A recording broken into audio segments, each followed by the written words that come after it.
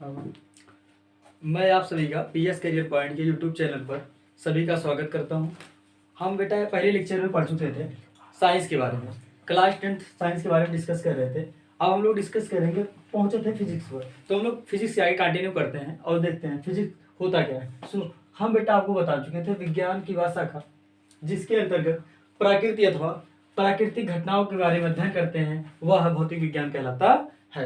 अब सुनो, देखो बेटा, आओ इसको देखें, भौतिक विज्ञान के जनक कौन होते हैं। अब सुनो, भौतिक विज्ञान के जनक जानने से पहले हम लोग जानेंगे कि भौतिक विज्ञान को ना दो भागों में बांटा गया है। बताओ कितनी भागों में? दो भागों में बांटा गया है। पहला बांटा गया है क्लासिकल फिजिक्स और सेकंड बांटा गया है मॉडर्न फिजिक्स। ये अलग बात है, लेकिन उसके पहले आप जान लें ये फिजिक्स जो है ना वो आया कहाँ से था। तो बेटा जो फिजिक्स है ना, फिजिक्स की उत्पत्ति ग्रीक भाषा के शब्द फ्यूस्किया नामक शब्द से हुई है।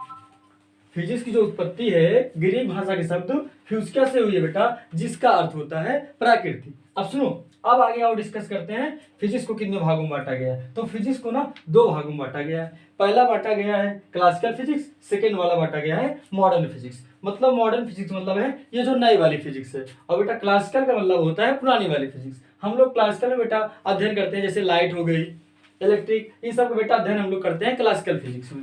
और मॉडर्न फिजिक्स में जैसे हो गया रेडियोएक्टिव किरणें, इन सब के बारे में अध्ययन करते हैं मॉडर्न फिजिक्स के बारे में। और अब इसके आगे कंटिन्यू करेंगे हम लोग, तब तक इसको नोट कर लो आप लोग।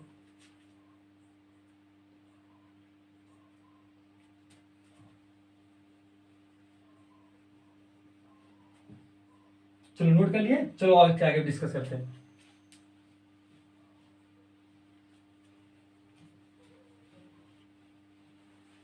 बताओ फिजिक्स किसे कहते हैं? विज्ञान की वह शाखा जिसके अंतर्गत हम लोग प्रकृति अथवा प्राकृतिक घटनाओं के बारे में अध्ययन करते हैं, उसे फिजिक्स कहते हैं। और फिजिक्स की उत्पत्ति जो है बेटा फ्यूस्किया नामक शब्द से है, जिसका अर्थ होता है नेचुरल, मतलब प्राकृतिक। और बेटा फिजिक्स को ना दो भागों में बांटा गया है, पहला क्लासिकल, सेकंड मॉडर्न फिजिक्स। अब बेटा अब हम डिस्कस करते हैं क्लास 10th के सिलेबस के बारे में, कितने चैप्टर हमको पढ़ने हैं पूरे। देखो इधर सुनो, पहले बेटा इसमें पहला चैप्टर है फिजिक्स में। पहले बेटा वो देख लेते हैं यूनिट, इसमें दो यूनिट है बेटा। पहला है लाइट और बेटा सेकंड है इलेक्ट्रिक। अब बेटा जो लाइट है ना बेटा, इसमें हमारे लाइट में 5 चैप्टर है। फिजिक्स में क्लास 10th की साइंस में बेटा 5 चैप्टर है। पहला है बेटा प्रकाश का परावर्तन।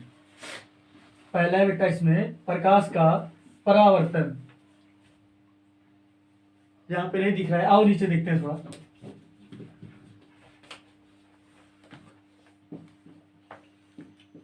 पहला है बेटा इसमें प्रकाश का परावर्तन। पहली यूनिट में बेटा पहला चैप्टर है प्रकाश का परावर्तन। यहां पे दिख रहा है, आप सुनो। अब बेटा सेकेंड, पहले इसका बेटा इंग्लिश देख लेते हैं। Reflection of light, reflection of light, इसकी बेटा इंग्लिश होती है रिफ्लेक्शन ऑफ लाइट। और सेकेंड चैप्टर है प्रकाश का अपवर्तन। बताओ कौन सा चैप्टर है? प्रकाश का अपवर्तन। अब इसकी इंग्लिश होती है रिफ्लेक्शन ऑफ लाइट। बताओ इंग्लिश क्या होती है? Reflection of light. अब बेटा हमारा जो तीसरा चैप्टर है ना, वो है हमारा क्या कहते हैं, प्रिज्म द्वारा अपवर्तन। बताओ कौन सा चैप्टर है? प्रिज्म द्वारा अपवर्तन।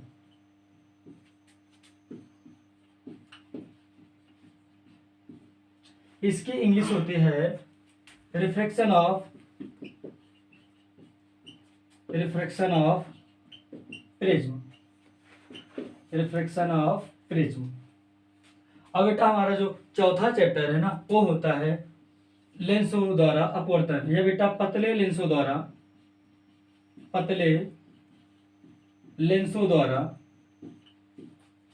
अपवर्तन, पतले लेंसों द्वारा अपवर्तन। बेटा कई कई बुकों में ना केवल दिया रहता है लेंसों द्वारा अपवर्तन, तो चाहे लेंसों द्वारा अपवर्तन दिया जाए चाहे पतले लेंसों द्वारा। पतले का मतलब बेटा होता है हम लोग पतले लेंस के बारे में अध्ययन करते हैं। अब इसकी इंग्लिश होती है बेटा refraction throws reflection throws thin lens, thin lens, इसकी इंग्लिश होती है बेटा रिफ्लेक्शन थ्रोज थिन लेंस। अब आओ इसके आगे डिस्कस करते हैं अगला चैप्टर। बेटा अगला चैप्टर होता है हमारा मानव नेत्र, मानव नेत्र, ह्यूमन, जिसकी इंग्लिश होती है बेटा ह्यूमन आई। बताओ क्या होती है, ह्यूमन आई।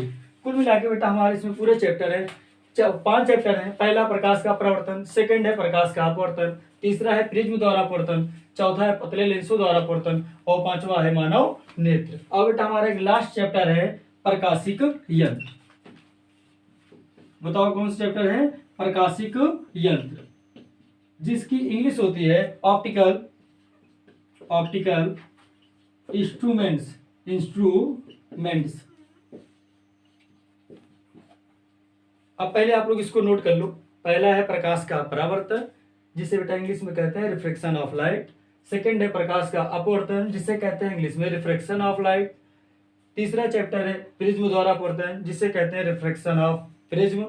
और चौथा चैप्टर है पतले लेंसों द्वारा अपवर्तन, जिसे इंग्लिश में कहते हैं रिफ्रैक्शन थ्रोज थिन लेंस। और हमारा अगला चैप्टर है मानव नेत्र, जिसे इंग्लिश में कहते हैं ह्यूमन आई।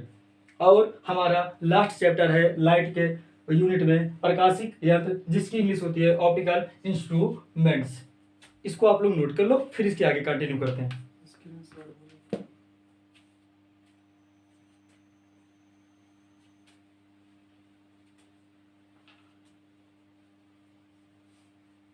चलो नोट कर लिए, अब इसके आगे डिस्कस करते हैं। अब हम डिस्कस करेंगे इलेक्ट्रिक वाले यूनिट पर। अब आओ देखिए इलेक्ट्रिक वाले कितने चैप्टर हैं कुल। तो इलेक्ट्रिक वाले में हमारे 4 चैप्टर है कुल मिला के। इलेक्ट्रिक वाले यूनिट में हमारे कुल मिला के क्लास 10th की साइंस में 4 चैप्टर है। पहला है जो हम जिस तरीके से पढ़ाते हैं, हमारे वाले में 4 चैप्टर है। देखो इधर इलेक्ट्रिक वाले में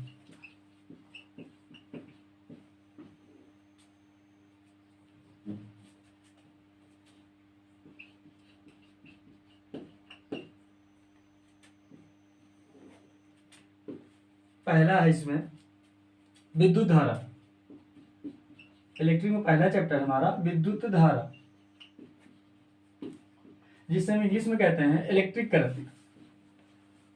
बताओ क्या कहते हैं, इलेक्ट्रिक करंट कहते हैं। और हमारा जो अगला चैप्टर है ना, वो है विद्युत धारा का उसमें प्रभाव, विद्युत धारा का उसमें प्रभाव, विद्युत धारा का उसमें प्रभाव। और इसकी इंग्लिश होती है heating effect of, heating effect of, heating effect of, heating effect of electric current, electric current. और इसमें हमारा अगला चैप्टर है विद्युत धारा का चुंबकीय प्रभाव।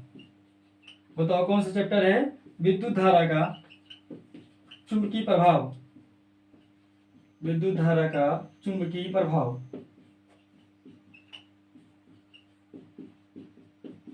और जिसकी इंग्लिश होती है, आओ देखते हैं इसका इंग्लिश होगा magnetic effect of, magnetic effect of, magnetic effect of electric current. बताओ क्या होगा, magnetic effect of electric current. अब हमारा एक लास्ट चैप्टर है, क्या कहते हैं, विद्युत चुंबकीय प्रेरण। बताओ क्या है बेटा, विद्युत चुंबकीय प्रेरण,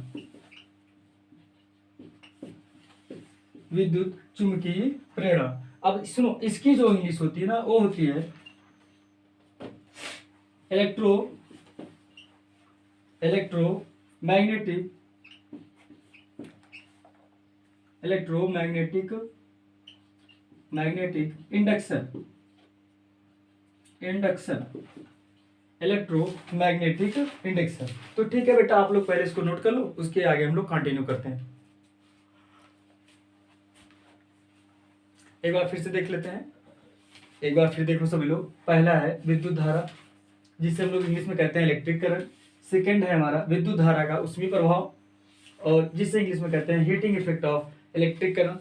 और सुनो तीसरा चैप्टर है बेटा विद्युत धारा का चुंबकीय प्रभाव, जिससे हम लोग इंग्लिश में कहते हैं magnetic effect of electric current. और बेटा हमारा लास्ट चैप्टर है विद्युत चुंबकीय प्रेरण, जिसे इंग्लिश में कहते हैं इलेक्ट्रोमैग्नेटिक इंडक्शन। ये हो गया हमारा पूरा चैप्टर बेटा इलेक्ट्रिक वाले पोर्शन में। तो कुल मिला के जो लाइट के पोर्शन है बेटा, लाइट में कुल मिला के हमारे लाइट में बेटा कुल चैप्टर है हमारे 6, और बेटा हमारे इलेक्ट्रिक में 4 चैप्टर। तो बेटा कुल मिला के ना हमारे जो साइंस के पोर्शन में बेटा फिजिक्स वाले पोर्शन में ना 10 चैप्टर है। बताओ कितने चैप्टर? 10 चैप्टर। अब बेटा सुनो, अब 10 चैप्टर है बेटा, और हम इसमें बेटा पहला चैप्टर शुरुआत करेंगे बेटा लाइट से, जिसमें पहला चैप्टर है बेटा प्रकाश का परावर्तन। तो आप उसको नोट कर लिए तो हटाएं फिर।